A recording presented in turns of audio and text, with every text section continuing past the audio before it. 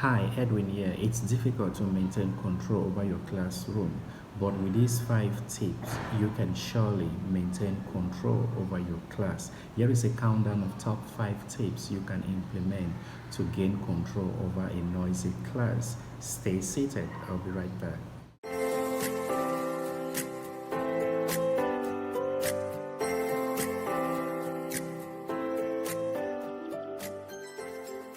Welcome back. Here are top 5 ways you can maintain control over your classroom.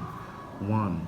Set out proper code of conduct. Before the beginning of the term or school year, make sure you outline your class rules and regulations. Explain these rules to the student and explain to them the consequences or benefit of respecting or disobeying any of these rules. 2. Serve as a role model. You have laid down your rules and regulations, but make sure you equally go by these rules and regulations. In fact, practice what you preach. If you respect your own rules, it's somehow guaranteed that your students will definitely follow these rules and regulations. For example, if you say students must be in class on time, you should equally strive to get to class on time. If you say no phone rules in the classroom, make sure you do not use your phone during a class session. Always serve as an example.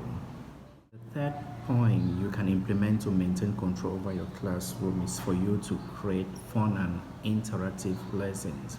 The truth is, students become more disruptive if your lesson is boring or less interesting. For you to be able to add life into your lesson, make use of games and visual aids. You can equally use worksheets to keep the students busy. In fact, when students are busy, there is a likelihood that they will be well behaved. So make sure your lesson is always fun and interesting. The next point you can do to effectively control your classroom is for you to get close to the student, build personal relationship, be friendly. Do not act very mean or do not be too strict. Remember, if you're too strict, your students may become rebellious. Show to them that in as much as you're a teacher, you equally present yourself as an older brother or sister. Empathize with them. When you do this, they will feel at ease and they may likely feel free to discuss whatever issues that they may be having with your classes, and this will help to foster good behavior. Before I move on to the 5th point that you can implement to effectively manage your classroom, I'll urge you to share with us what are the strategies you use to effectively control your classroom.